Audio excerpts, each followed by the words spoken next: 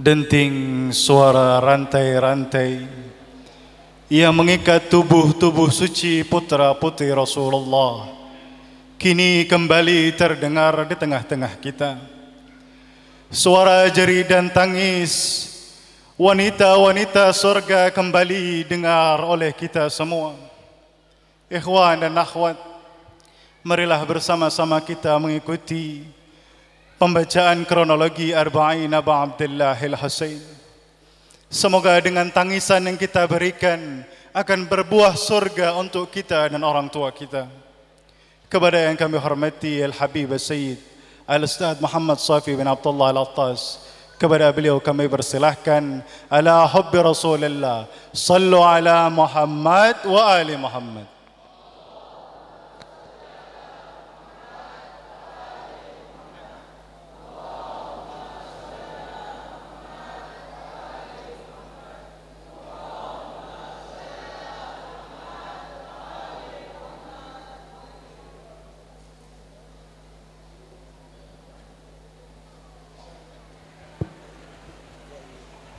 Halo, tes.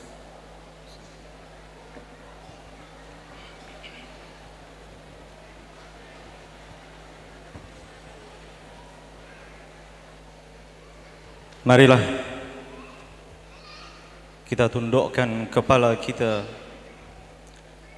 kita hadirkan hati kita, jiwa kita untuk memperingati Arba'in Abi Abdullah Al-Husain.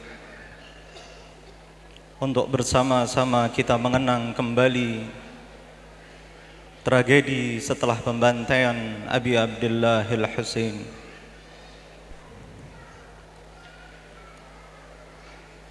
Assalamu alayka ya Rasulullah. Assalamu alayka ya Nabi Allah. السلام عليك يا صفي الله. السلام عليك يا رحمة الله.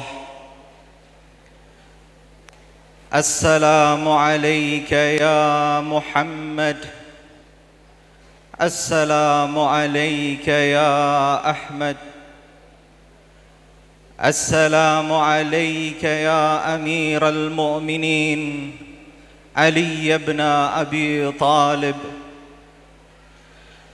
السلام عليك يا سيدة النساء العالمين فاطمة الزهراء.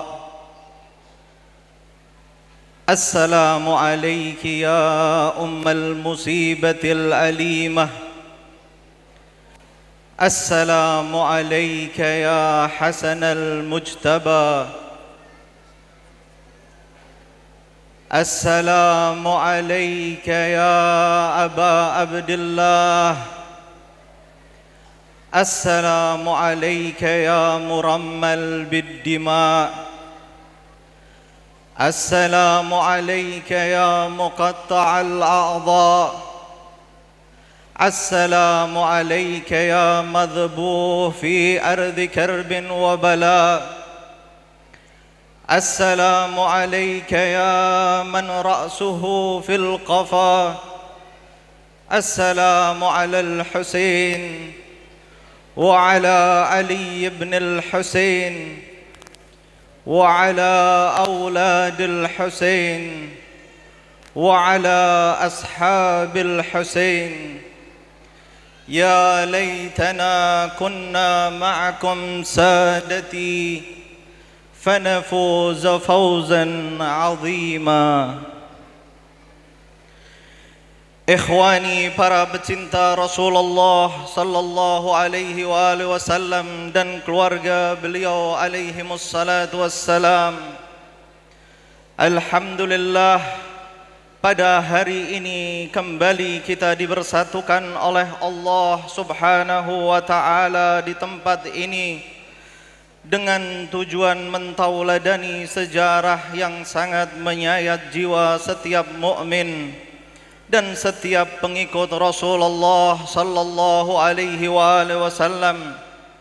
Ketahuilah bahwa majlis mulia ini adalah majlis Rasulullah sallallahu alaihi wasallam, majlis sayyidatin nisa'il alamin Fatimah Az-Zahra alaiha salam, majlis amiril mu'minin Ali ibn Abi Talib, majlis Al-Hasan Al-Mujtaba, dan majlis para imam dari keturunan Al-Husain alaihi salam. Untuk kesekian kali dan dengan izin Allah subhanahu wa ta'ala, kita duduk di sini menghadiri majlis kesedihan imam zaman kita Al-Mahdi ajjalallahu ta'ala farajahu syarif, atas terbantainya kakek beliau Al-Husain beserta keluarga dan para sahabat setianya. Semoga di majlis ini Imam Mahdi berkenan hadir di tengah-tengah kita. Untuk itu berusahalah larut dan melebur bersama kedukaan imam zaman kita, turut menangis bersama putra kecintaan Az-Zahra ini. Imam Ja'far As-Sadiq alaihi salam berkata, Allah akan merahmati Syiah kami. Demi Allah, mereka adalah orang-orang mukmin.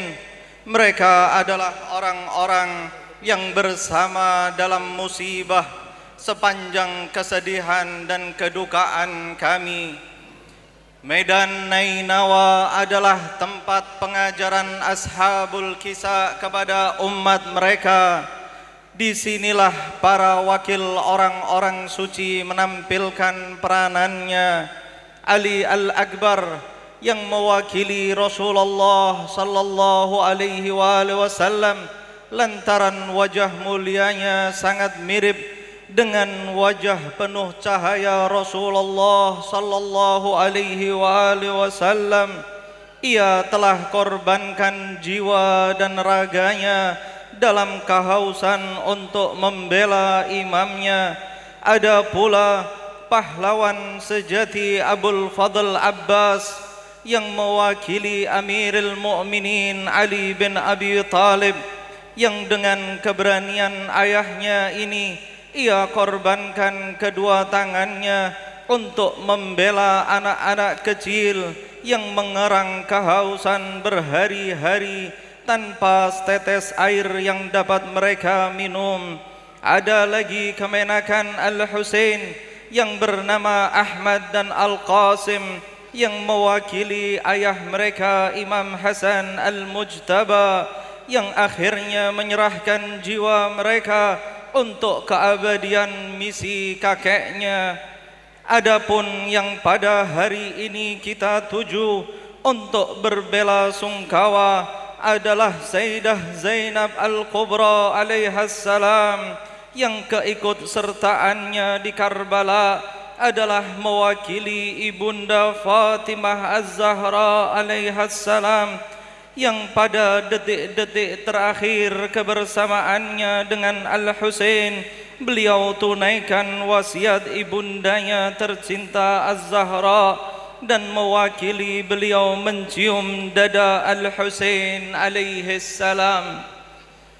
Disebutkan ketika Imam Husain alaihi salam akan maju untuk terakhir kalinya dan tidak akan kembali ke kemah keluarganya, disitulah saudarinya Sayyidah Zainab Al-Kubra alaihas salam memanggil abangnya Al-Husain alaihis salam, "Wahai abangku, tunggulah sebentar." Maka Imam Husain alaihis salam menghentikan langkahnya dan menoleh ke arah saudarinya. Lantas Imam Husain alaihis salam bertanya kepada saudarinya, "Wahai saudariku Zainab, sekarang apa yang engkau inginkan?" Maka Sayyidah Zainab berkata, "Wahai abangku Al-Husain, kemarilah sebentar."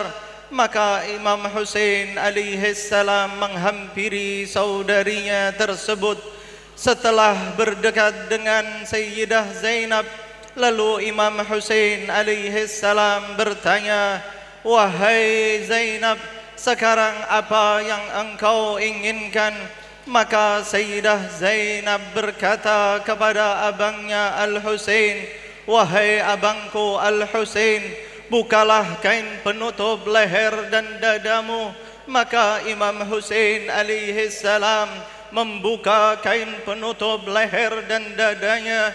Dan perlu diketahui bahwa kain penutup leher dada dan dada Al-Husain adalah kain penutup jubah Rasulullah sallallahu alaihi wasallam. Lalu Imam Husain ketika membuka, spontan Sayyidah Zainab menciumi leher Abi Abdullah Al-Husain, menciumi dada Abi Abdullah Al-Husain, seraya menghadap ke arah Madinah dan berkata, "Addaitul amanah, addaitul amanah ya ummah." Telah aku tunaikan serta wasiatmu, telah aku tunaikan pesanmu. Maka Imam Husain alaihi salam bertanya, "Wahai saudariku Zainab, aku mendengar ada kata-kata amanat serta wasiat, tentang apakah itu?" Maka Sayyidah Zainab berkata, "Wahai abangku Al-Husain, ketika ibu kita menjelang sakaratul maut, ibu kita memanggilku dan memberitahukan apa yang akan terjadi kepadamu di Karbala. Dan ibu kita mengatakan kepadaku, 'Wahai Zainab, aku tidak ada kala tragedi itu terjadi nanti, maka wakililah aku untuk menciumi leher Abi Abdullah Al-Husain, untuk menciumi dada Abi Abdullah Al-Husain sebelum leher itu diinjak-injak, sebelum dada itu ditancapkan oleh tombak bercabang 3, maka wakililah aku untuk menciumi leher dan dada Abi Abdullah Al-Husain." Maka Sayyidah Zainab berkata kepada ibunya, "Wahai ibuku, sekarang ini telah aku tunaikan amanat serta wasiatmu."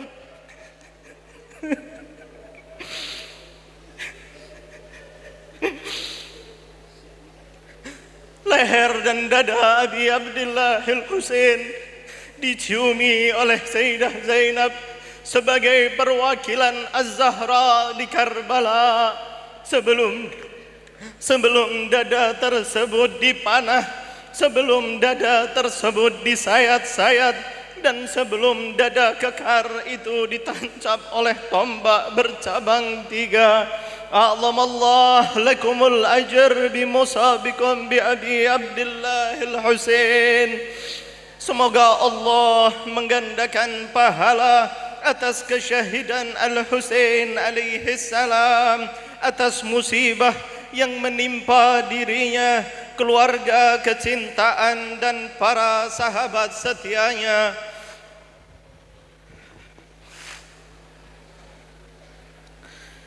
Telah kita simak dalam perjuangan tiada tara yang ditampilkan pada hari ke-10 Muharram tahun 61 Hijriah, kesetiaan keluarga dan para sahabat Al-Husain alaihi salam telah dikenang sepanjang masa. Perjuangan mereka menjadi pelajaran dan tauladan bagi kaum pemberani pengikut Ali Al-Murtada. Keagungan misi sang Nabi telah digemakan dengan darah putra Fatimah Az-Zahra dan ketegaran Sri Kandi Nainawa. Tangisan bayi-bayi mungil menjadi bertambahnya semerbak aroma syahadah dalam membela cucu Muhammad sallallahu alaihi wasallam. Sayatan demi sayatan pada tubuh suci Al-Husain menggoreskan kedukaan dalam jiwa sang Nabi Agung Muhammad sallallahu alaihi wasallam.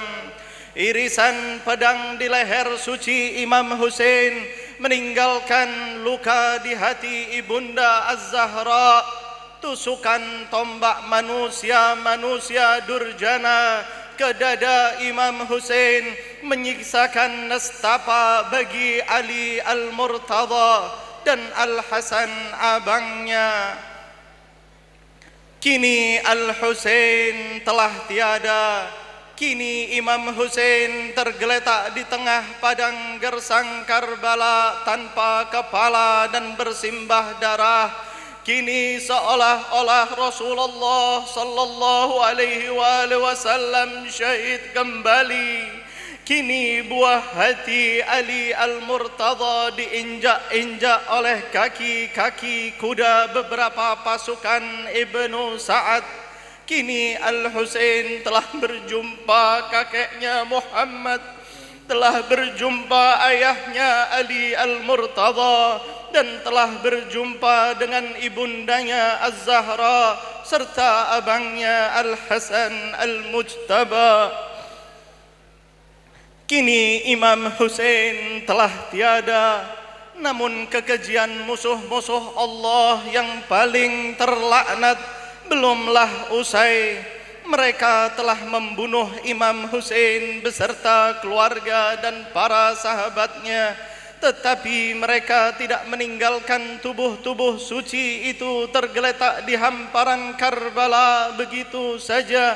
Kini mereka memulai memisahkan kepala-kepala para syuhada tersebut dari badannya, lalu mereka tancapkan di ujung-ujung tombak manusia-manusia terkutuk, manusia-manusia musuh-musuh Allah, dan siap diarak keliling kota untuk dipertontonkan dan dihinakan. Ada sejarah yang menceritakan ketika Imam Husain alaihi salam mengubur bayi-bayi Ahlul Bait alaihimus salatu wassalam, musuh-musuh Allah mengetahui di mana Imam Husain menguburkan bayi-bayi mereka. Setelah peristiwa tersebut, setelah penyerbuan ke kemah Abi Abdillahil Husain, kekejaman mereka sempurnakan dengan menggali kubur bayi-bayi tersebut dan mengambil jasadnya dan memisahkan kepala bayi tersebut dan ditancapkan di atas tombak.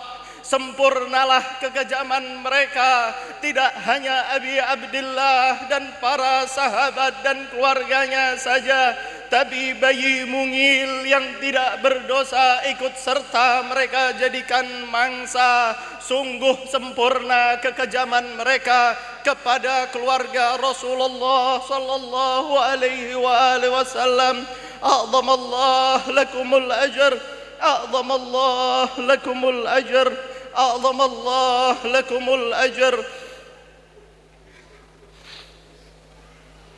Sejarah menceritakan setelah terbunuhnya Imam Husain alaihi salam, ada suara malakut dari tubuh mulia Al-Husain alaihi salam yang terdengar oleh putri beliau Sukainah setelah ia mencari tubuh ayahnya yang tergeletak di tengah-tengah tubuh para syuhada di bumi Nainawa yang disirami darah para penghuni surga. Sayyidah Sukainah akhirnya berhasil menemukan tubuh ayah tercintanya.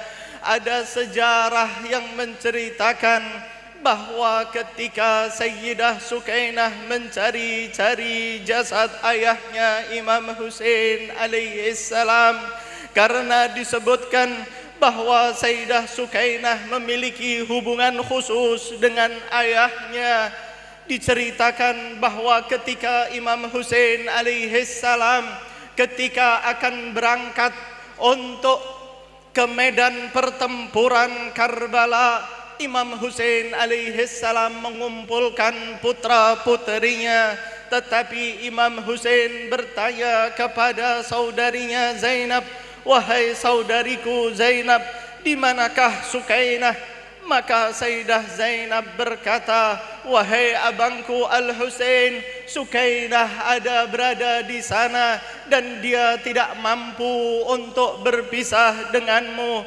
Maka Imam Husain alaihi salam menghampiri putri tercintanya Sukainah, dan Imam Husain berkata kepada putrinya Sukainah, wahai putriku Sukainah, bersabarlah karena Allah Subhanahu wa ta'ala sebentar lagi gemuruh tangisan akan segera menggema. Bersabarlah kepada Allah Subhanahu wa ta'ala. Maka Imam Husain alaihi salam meninggalkan Sukainah. Lantas Sayyidah Sukainah memanggil Abi Abdillah, wahai ayah, tunggulah sebentar. Maka Imam Husain alaihi salam berhenti dan menoleh ke arah putrinya. Maka Sayyidah Sukainah menghampiri ayahnya dan berkata, wahai ayahku, usaplah kepalaku ini sebagaimana engkau mengusap kepala anak-anak yatim. Inilah permintaan Sayyidah Sukainah kepada ayah tercintanya agar Imam Husain alaihi salam mengusap kepalanya sebagaimana Imam Husain mengusap kepala anak-anak yatim. Sayyidah Sukainah telah siap bahwa sebentar lagi dirinya akan menjadi yatim. Inilah hubungan khusus antara Sayyidah Sukainah dengan ayahnya Al-Husain. Lantas ketika setelah terbunuhnya Abi Abdillah Al-Husain, Sayyidah Sukainah mencari-cari jasad ayahnya. Di saat itulah Sayyidah Sukainah melihat bibinya Zainab sedang berbicara sendirian. Maka Sayyidah Sukainah bertanya, wahai bibiku Zainab, aku melihat engkau sedang berbicara sendirian. Engkau sedang berbicara dengan siapa? Maka Sayyidah Zainab berkata, wahai Sukainah, aku sedang berbicara dengan ayahmu. Inilah jasad ayahmu. Maka Sayyidah Sukainah tak kuasa langsung menghampiri jasad ayahnya. Dan di saat itulah Sayyidah Sukainah terjatuh ke tubuh ayahnya Abi Abdillah Al-Husain yang tanpa kepala. Di saat itulah Sayyidah Sukainah mendengar suara dari tubuh Abi Abdillah Al-Husain. Dengan suara dari tubuh Abi Abdillah Al-Husain, syi'ati ma'in syaribtum azba ma'in fadhkuruni.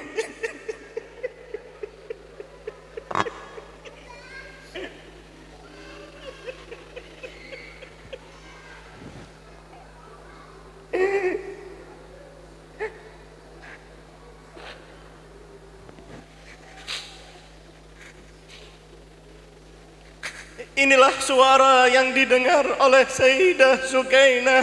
Wahai pengikutku, kapanpun kalian meminum air, maka ingatlah aku.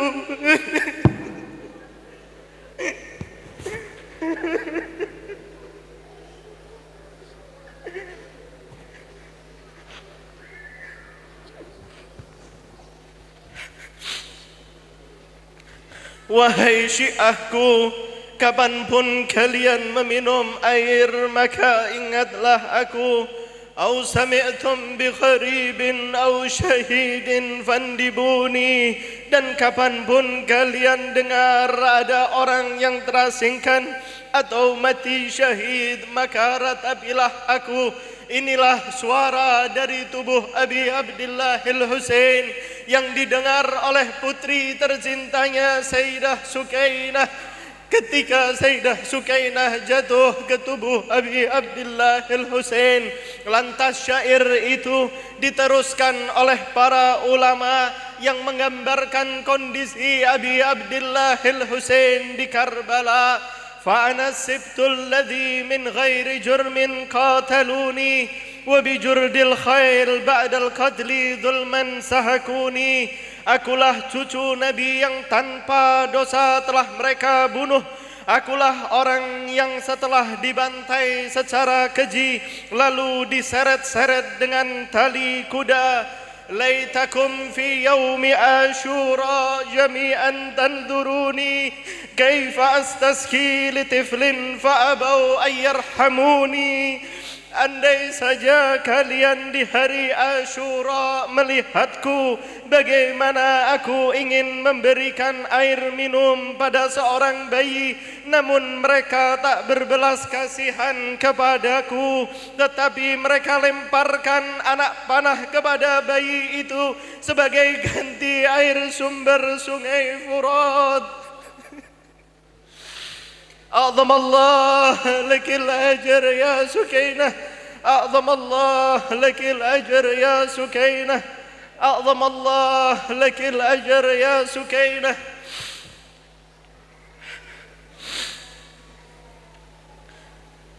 Di sisi lain kesedihan menyelimuti kemah-kemah putra-putri Rasulullah sallallahu alaihi wasallam. Kala Sayyidah Zainab bersedih lantaran berpisah dengan Al-Husain alaihi salam. Kala Ummi Kulthum menangis lantaran kekejian yang disaksikannya. Kala anak-anak kecil cucu Az-Zahra mengerang kehausan.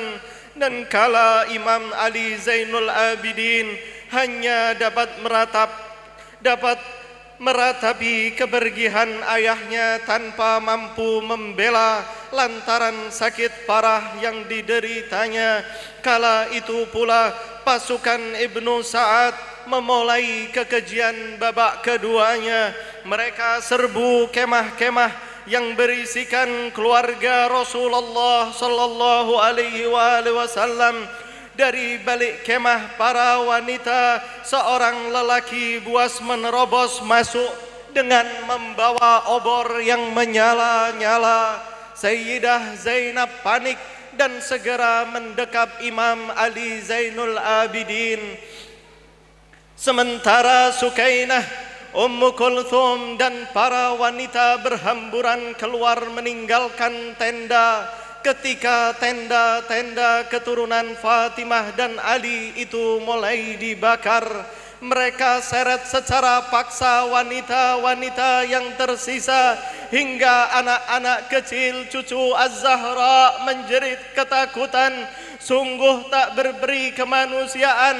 Ada yang memukul-mukul mereka dengan cambuk. Ada pula yang menarik anting Ummi Kulthum hingga ia menjerit kesakitan hingga telinganya berdarah. Wanita-wanita Zahra menggigil ketakutan laksana rusa di tengah gerombolan serigala lapar. Menyaksikan hal ini, dengan suara lantang Sayyidah Zainab berkata, "Belum cukupkah kekejaman kalian dengan meyatimkan gadis-gadis cucu Rasulullah sallallahu alaihi wasallam ini? Belum cukupkah kekejaman kalian dengan membunuh cucu kesayangan Rasulullah sallallahu alaihi wasallam? Belum cukupkah kekejaman kalian sehingga kalian perlu menyempurnakan kekejaman kalian dengan membakar kemah-kemah kami dan merampas harta dan kehormatan kami?" Kemudian Sayyidah Zainab alaihassalam memanjatkan doa sambil menengadahkan wajahnya penuh harapan. "Ya Allah, gandakan kekuatan dan ketabahan kami sebagai ganti dari Al-Husain dan para pengikutnya. Ya Allah, terimalah pengorbanan yang sedikit ini." Kini kepala Imam Husain alaihi salam dan para syuhada yang telah terpisah dari tubuhnya ditancap di ujung-ujung tombak telah siap diberangkatkan. Kini Imam Ali Zainul Abidin dan putra-putri Ali bin Abi Thalib yang tersisa dirantai pergelangan kaki dan tangannya. Kini mereka akan diarak keliling kota Kufah dan digiring menuju ke istana Yazid di Syam. Namun sebelum meninggalkan Karbala, Sayyidah Zainab sempat menoleh ke arah tubuh Al-Husain saudaranya untuk mengucapkan kata-kata perpisahan kepada tubuh suci Al-Husain yang sudah tak berkepala itu lagi. Beliau berkata, "Wahai abangku Al-Husain, maafkanlah kami tak diizinkan menguburkanmu. Selamat berpisah wahai abangku, selamat tinggal wahai abangku. Akan ku pelihara dan ku pertahankan kehormatan keluargamu hingga tetesan terakhir darahku."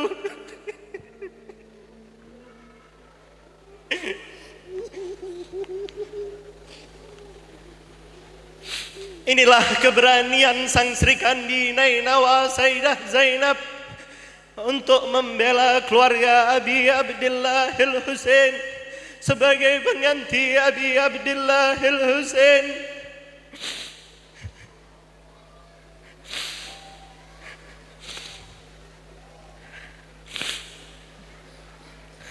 Akhirnya rombongan arak-arakan pun bergerak meninggalkan bumi Nainawa, dan cerita pasca pembantaian pun akan segera ditampilkan kembali.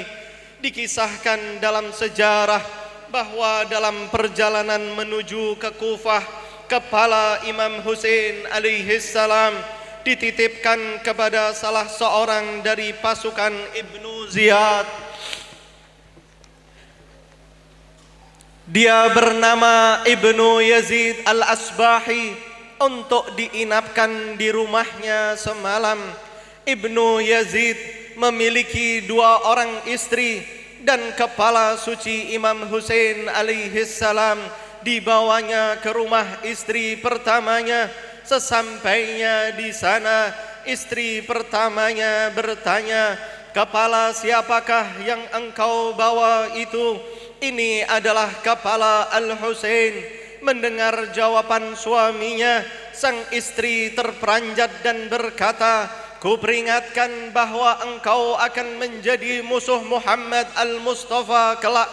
Demi Allah, andai saja aku tahu perbuatanmu ini, maka aku tidak akan pernah mau memiliki suami sepertimu." Lalu wanita tersebut mengambil sebilah tongkat untuk mengusir lelaki terlaknat itu agar keluar dari rumahnya. Diusir dari rumah istri pertamanya, Ibnu Yazid pergi menuju ke rumah istri keduanya yang berasal dari kaum Ats-Tsalabiyah. Wanita Ats-Tsalabiyah ini juga bertanya kepada suami terkutuknya, "Kepala siapakah ini yang kau bawa?" Dan karena pengalaman sebelumnya, maka Ibnu Yazid berkata, "Ini adalah kepala orang asing yang telah melawan Ubaidillah bin Ziyad." Kemudian wanita Tha'labiyah itu kembali mendesak suami terkutuknya seraya mengatakan, "Siapakah namanya?" Namun Ibnu Yazid enggan untuk memberitahukannya karena pengalamannya terusir dari rumah istri pertamanya. Perawi berkata, di malam hari wanita itu keluar dari kamarnya, lalu ia melihat cahaya yang memancar dari kepala suci imam hingga ke langit. Dan ketika ia menghampiri kepala suci imam itu, wanita tersebut mendengar suara rintihan yang berasal dari kepala Imam Husain alaihi salam yang sedang membaca ayat-ayat Al-Quran yang berbunyi, "Wa sayalamul ladzina zalamu ayyamun qalbi yanqalibun." Lalu wanita itu menghampiri suaminya dan menceritakan apa yang dia lihat. Kemudian ia kembali bertanya, "Sebenarnya kepala siapakah yang kau letakkan di atas nampan itu?" Suami terkutuknya kembali menjawab, itu adalah kepala orang yang telah dibunuh oleh Ubaidillah bin Ziyad. Wanita itu kian mendesak, tapi siapakah namanya? Lantas suami terkutuk itu berkata, namanya adalah Husain bin Ali bin Abi Talib. Spontan saja wanita itu berteriak sejadi-jadinya hingga pingsan. Tak lama kemudian ia pun sadar kembali dan berkata, celakalah kau wahai Majusi yang paling keji. Engkau telah sakiti hati Muhammad sallallahu alaihi wasallam dengan membunuh putranya. Tidakkah engkau takut kepada Tuhan langit dan bumi sehingga engkau mengharapkan hadiah karena membawa kepala putra Sayyidatun Nisa'il Alamin Az-Zahra ini? Lalu wanita mulia ini menangis dan menyingkir dari hadapan suami terlaknat itu. Kemudian ia mengangkat kepala suci Imam Husain alaihi salam dan menciuminya. Lalu ia letakkan kepala tersebut di pangkuannya sambil terus menciuminya seraya berkata kepada kepala Imam Husain alaihi salam, semoga Allah melaknat orang yang telah membunuhmu dan semoga kakekmu Muhammad akan memusuhinya. Ketika malam semakin larut, wanita Tha'labiyah ini pun tertidur. Dalam mimpinya ia seakan-akan berada dalam sebuah rumah yang terbagi menjadi dua. Tiba-tiba ia melihat cahaya dan asap putih. Dari asap itu muncul dua orang wanita, yang keduanya segera menghampirinya lalu mengambil kepala suci imam sambil menangis. Melihat hal ini, wanita Tha'labiyah itu mulai bertanya, demi Allah, siapakah sebenarnya kalian berdua? Kemudian salah satu dari kedua wanita mulia itu berkata, ketahuilah, saya adalah Khadijah binti Khuwailid dan ini adalah putriku Fatimah Az-Zahra. Ini adalah ibu dari kepala yang engkau.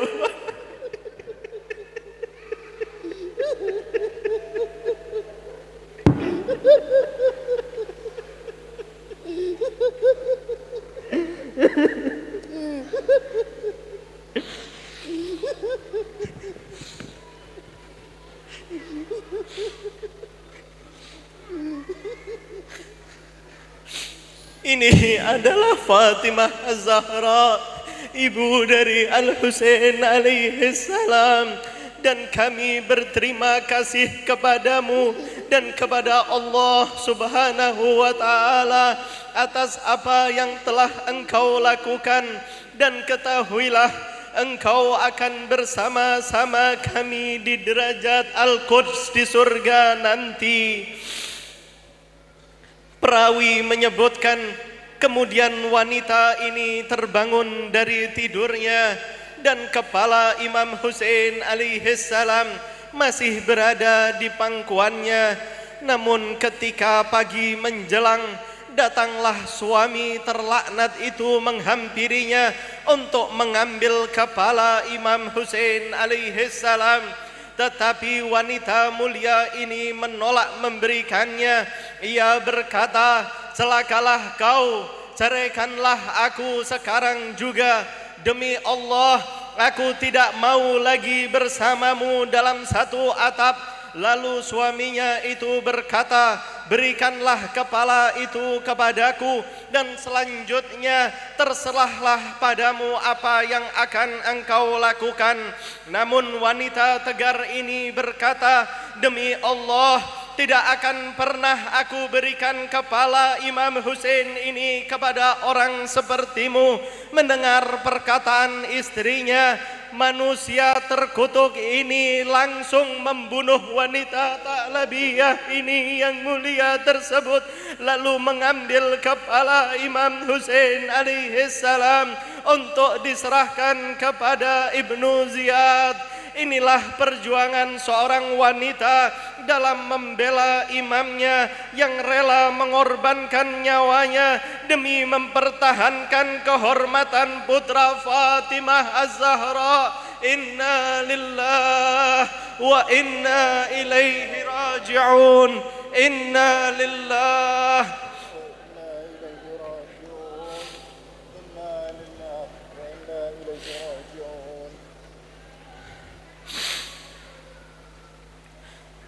perjalanan karavan kepala suci Imam Hussein alaihissalam dan para tawanan banyak memberikan pelajaran bagi umat Rasulullah sallallahu alaihi wasallam, banyak memberikan pelajaran bagi umat Rasul pecinta Al-Husain alaihissalam. Di antaranya adalah kala karavan putri-putri Az-Zahra digiring menuju kota Syam. Mereka sempat singgah di beberapa tempat untuk beristirahat. Namun pada suatu tempat, kala mereka hendak melanjutkan perjalanan kembali, tiba-tiba kuda orang yang membawa kepala suci Imam Hussein alaihissalam berhenti dan tidak mau melangkahkan kakinya. Melihat hal itu, Sayyidah Zainab alaihissalam bertanya kepada Imam Ali Zainul Abidin As-Sajjad, apa gerangan yang terjadi? Lalu Imam menjawab, periksalah anak-anak yatim ayahku Al-Husain. Kemudian Sayyidah Zainab pun memeriksa dan menghitung para yatim yang tersisa bersama mereka. Ternyata terdapat satu dari para yatim yang tak terlihat, dan beliau pun bertanya kepada Imam Zainul Abidin As-Sajjad, di manakah dia berada?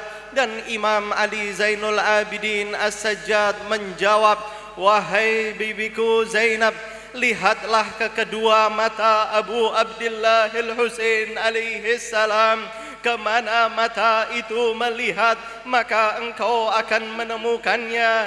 Dan Sayyidah Zainab pun melihat ke kedua mata Abi Abdillah Al-Husain yang telah tertancap di ujung tombak, yang sedang memandang ke suatu arah, sehingga Sayyidah Zainab pun akhirnya menemukan anak yatim yang hilang tersebut. Inilah perhatian Imam Hussein alaihissalam kepada anak yatim keluarga Nabi. Walau hanya tersisa kepala saja, namun Al-Husain masih saja menjaga anak-anak yatim dari keluarga beliau. Penderitaan keluarga Rasul belumlah usai.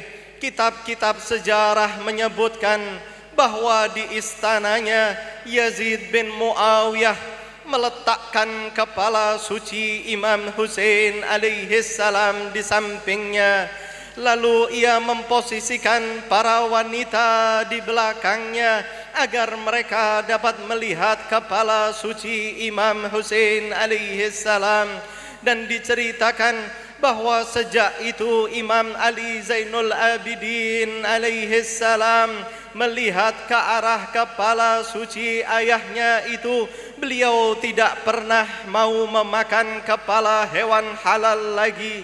Adapun ketika Sayyidah Zainab melihat kepala saudaranya Al-Husain alaihissalam, dengan suara yang menyedihkan beliau berkata, ya Husainah, ya Habib Rasulullah, ya bna Makkah wa Mina, ya bna Fatimah Az-Zahra sayyidati nisa'il alamin, ya bna bintil Mustafa. Inilah suara Sayyidah Zainab ketika melihat kepala Abi Abdillah Al-Husain di istana Yazid bin Muawiyah.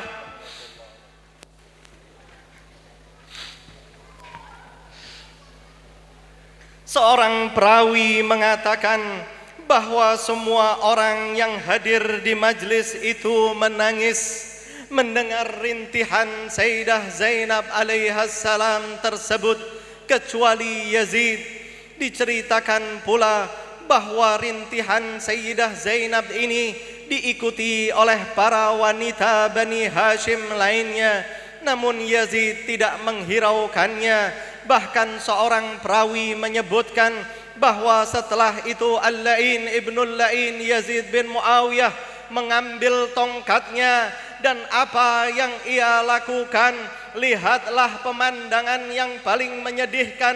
Setelah pemisahan kepala suci Al-Husain dari badannya, Yazid pun mengarahkan tongkatnya ke kepala Abi Abdillah Al-Husain, kepala yang sering diciumi Rasulullah sallallahu alaihi wasallam, kepala yang sering diciumi Az-Zahra, kepala yang diciumi oleh Sayyidah Zainab.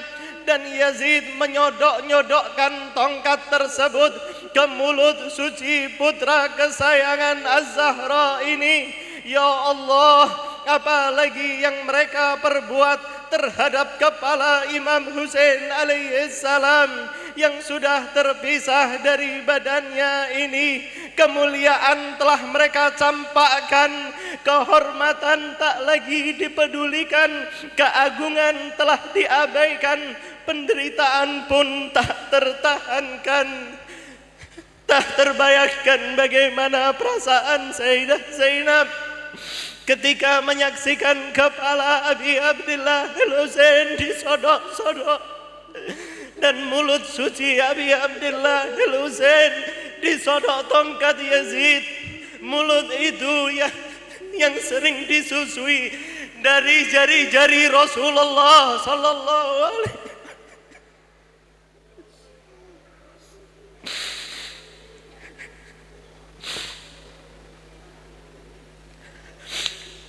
Melihat Yazid melakukan perbuatan bejatnya itu, seorang bernama Abu Barzah al-Aslami berkata kepadanya, "Celakalah kau wahai Yazid, engkau menyodokkan tongkatmu ke mulut Al-Husain putra Fatimah. Aku bersaksi bahwa aku melihat Nabi sallallahu alaihi wasallam menciumi mulut Al-Husain dan juga Al-Hasan abangnya. Lalu beliau sallallahu alaihi wasallam berkata, kalian berdua adalah sayyidah syababi ahlil jannah. Lalu beliau bersabda, kalian berdua adalah pemuda penghulu surga. Semoga Allah membunuh orang yang membunuh kalian, dan Allah akan melaknat serta memasukkannya ke neraka jahanam. Seorang perawi berkata bahwa ketika mendengar ucapan itu, emosi Yazid meluap dan ia perintahkan pasukannya untuk menyeret Abu Barzah keluar istana secara paksa. Inilah pengorbanan seorang sahabat yang membela Abi Abdillah Al-Husain walaupun di depan Yazid bin Muawiyah. Dengan lantang dia membela Abi Abdillah Al-Husain, membela keluarga Rasulullah sallallahu alaihi wasallam.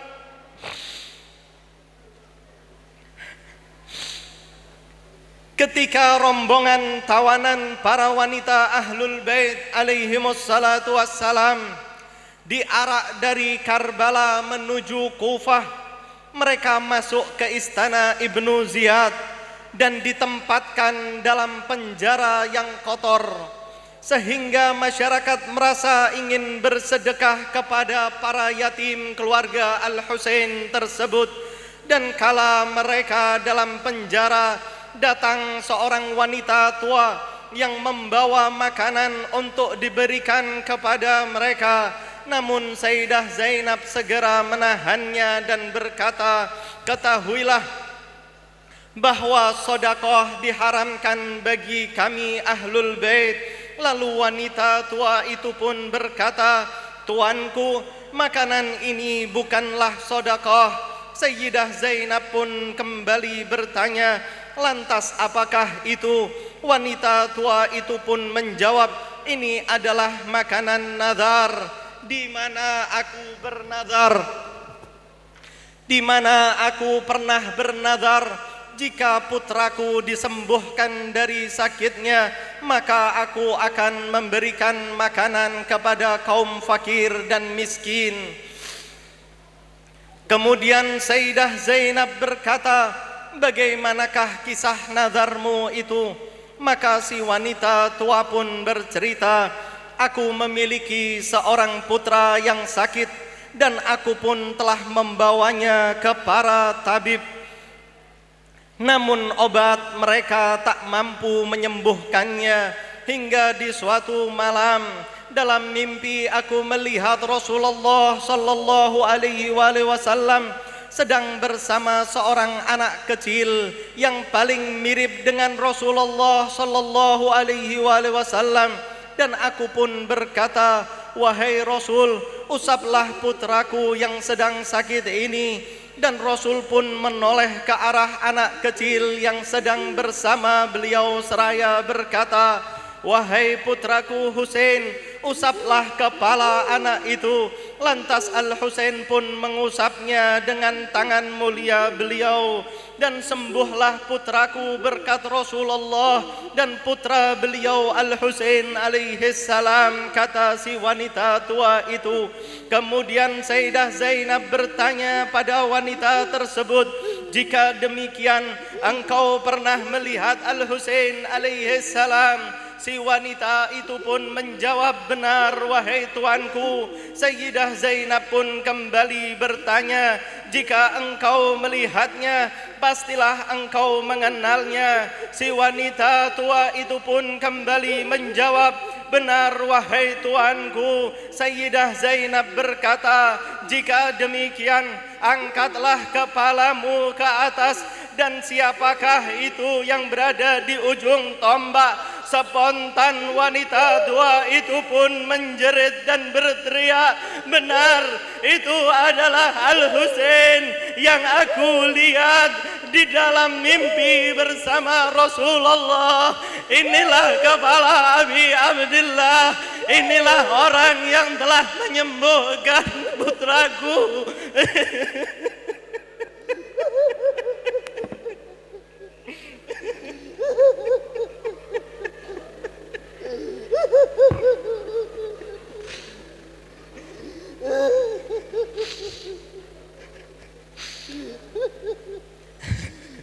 Wanita itu pun terperanjat ketika melihat kepala Abi Abdillah Al-Husain, dan Sayyidah Zainab pun berteriak karena teriakan wanita tua itu. Dan Sayyidah Zainab berkata kepada wanita tua itu, ketahuilah bahwa ini adalah anak-anak putri-putri Abi Abdillah.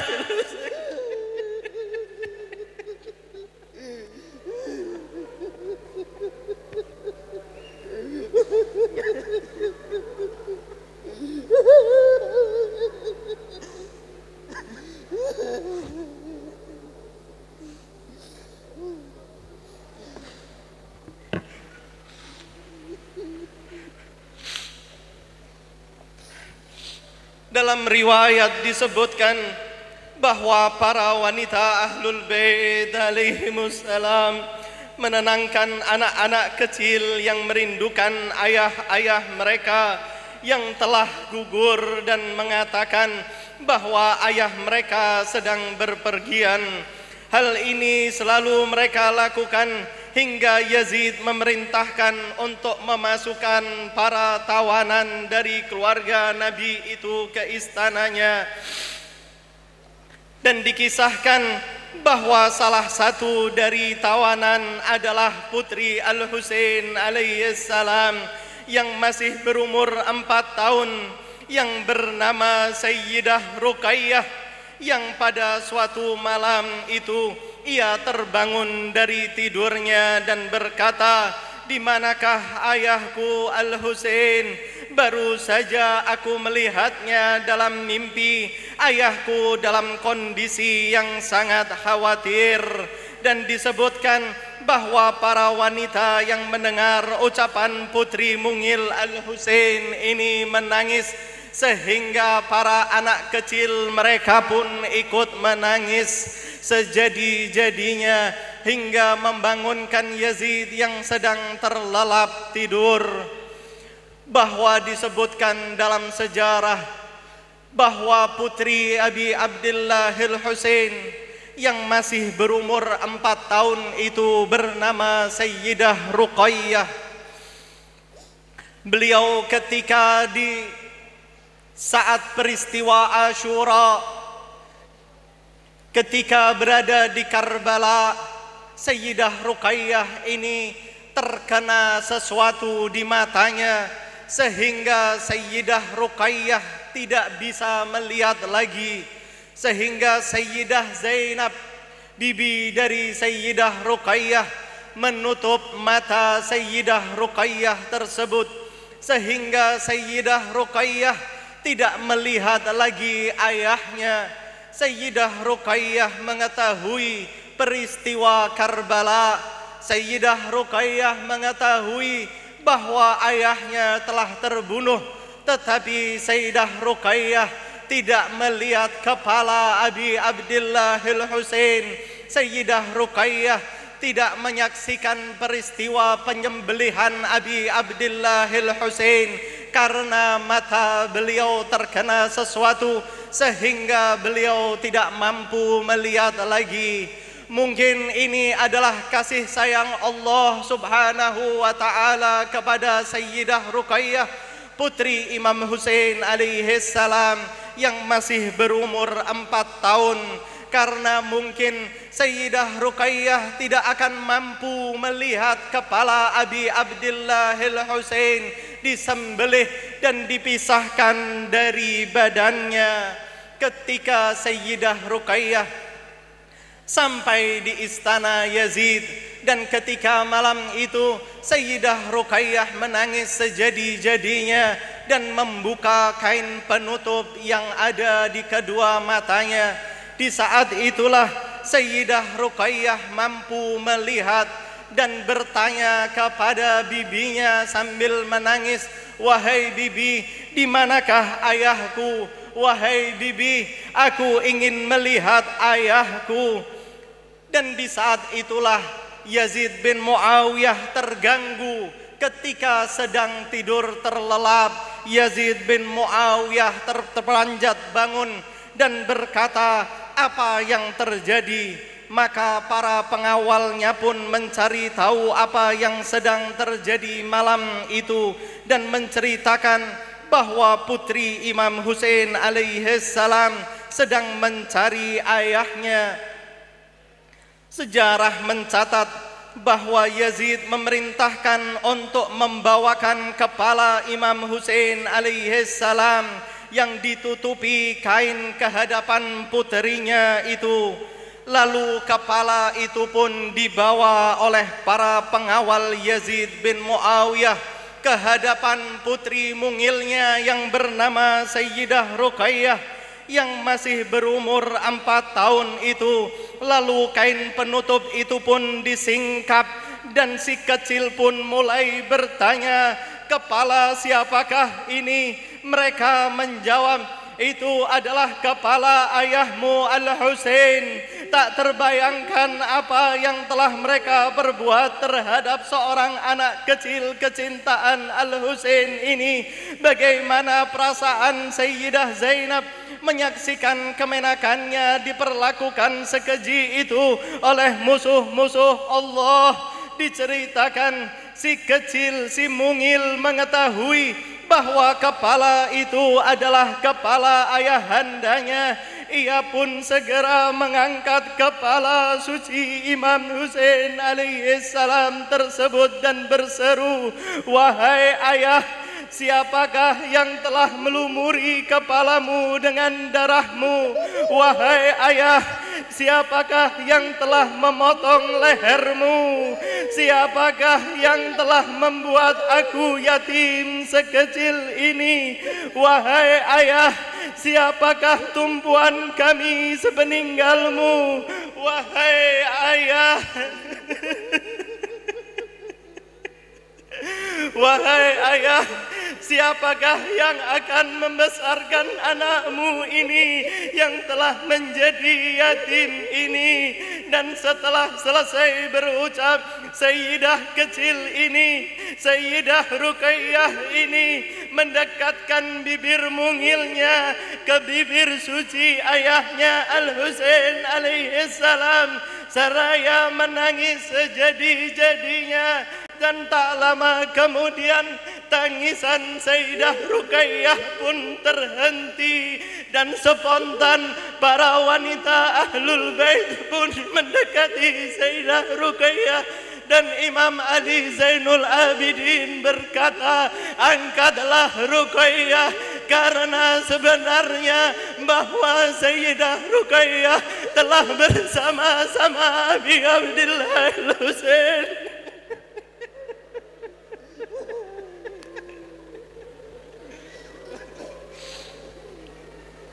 Ketika Sayyidah Zainab mendengar perkataan Imam Ali Zainul Abidin, Sayyidah Zainab langsung berteriak, "Wah Habibah!"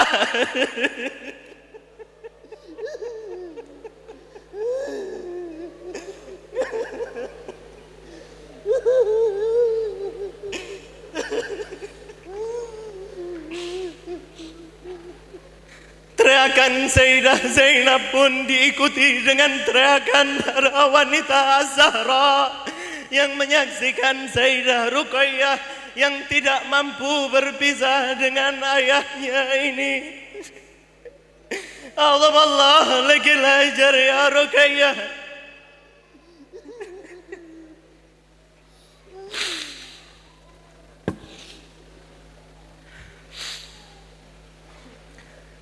Disebutkan ketika Sayyidah Ruqayyah diangkat, jasad Sayyidah Ruqayyah diangkat, Imam Ali Zainul Abidin As-Sajjad memerintahkan salah seorang wanita yang berada di situ untuk memandikan jasad Sayyidah Ruqayyah ini, untuk memandikan jasad putri Abi Abdillah Al-Husain.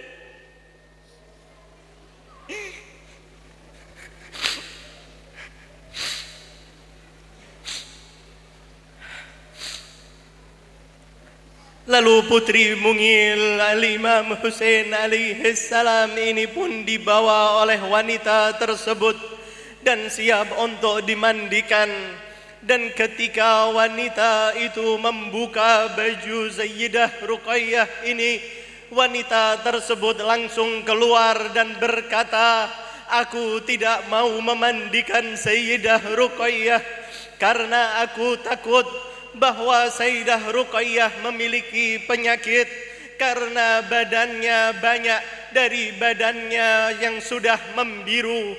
Lantas Sayyidah Zainab berkata, "Ketahuilah bahwa putri Abi Abdillah Al-Husain tidak berpenyakit. Biru-biru yang engkau lihat adalah bekas pukulan dan cambukan manusia-manusia terkutuk yang ditahan oleh Sayyidah kecil ini, yang ditahan oleh putri Abi Abdillah Al-Husain."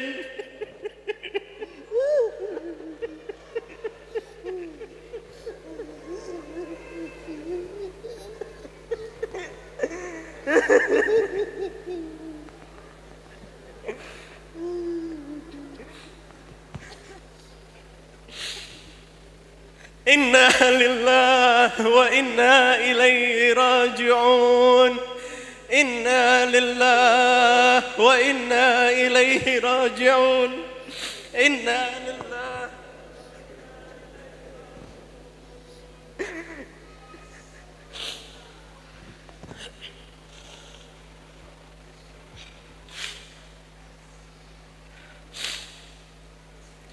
Izinkanlah saya membacakan riwayat ringkas dari Rasulullah sallallahu alaihi wasallam bahwa Rasulullah sallallahu alaihi wasallam bersabda bahwa Musa putra Imran memohon kepada Allah Subhanahu wa taala, "Ya Allah, sesungguhnya saudaraku Harun telah wafat, maka ampunilah ia."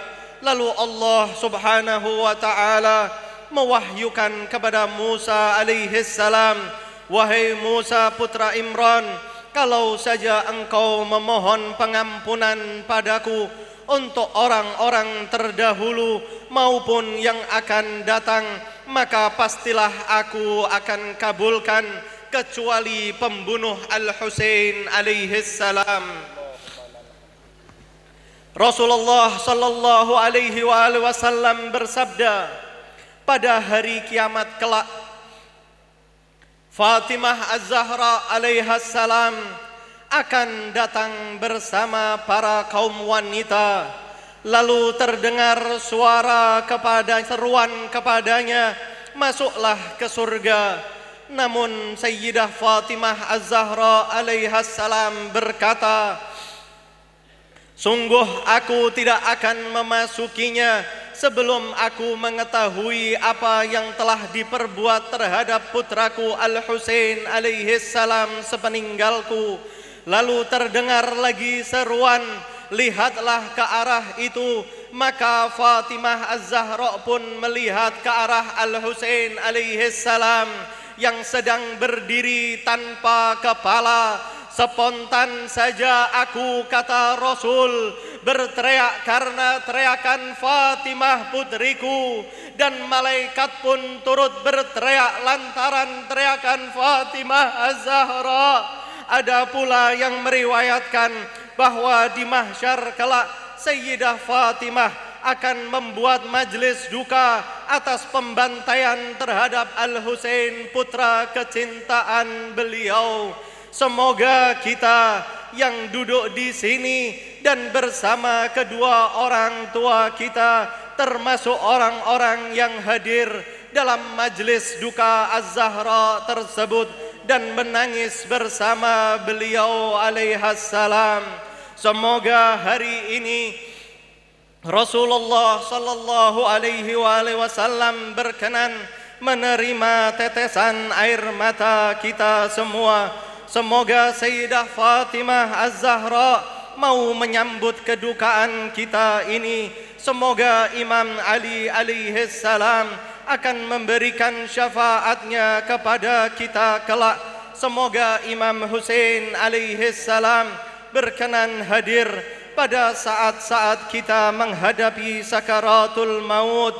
Semoga para imam ahlul bait alaihimus salatu wassalam dapat menjadi wasilah kita kepada Allah, khususnya imam zaman kita Al-Mahdi ajjalallahu ta'ala farajahu syarif yang berkenan menjadikan kita sebagai bala tentaranya kelak.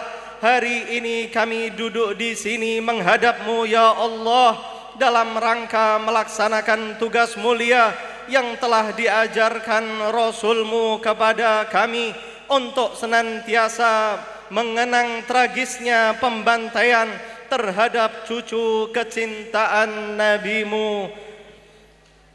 Amin ya rabbal alamin. Wa saya'lamul ladzina zalamu ayyamun qalbi yanqalibun. Assalamu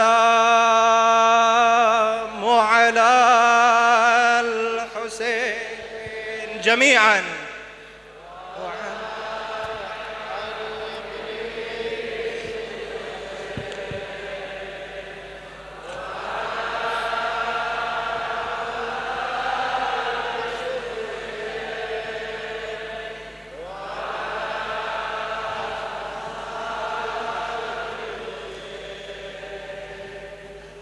Assalamu ala al-Husain.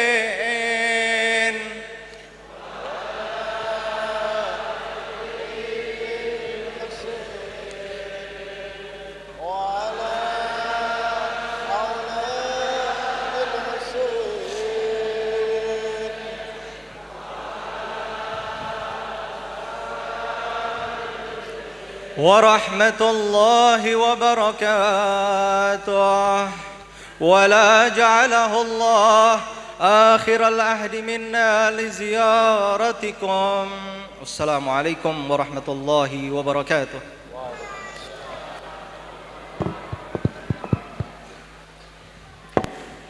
Jazakumullah khairan katsira kami sampaikan kepada Al-Habib Sayyid Al-Ustaz Muhammad Shafi bin Abdullah Al-Atas atas pembacaan kronologi Arba'in Aba Abdullah Al-Husain. Acara selanjutnya adalah visualisasi drama tentang Aba Abdullah Al-Husain. Untuk itu kepada para asatidz dan para sesepuh penesepuh kami persilakan untuk kembali bergabung dengan ikhwan dan akhwat. Ala Nabi wa alihi salawat.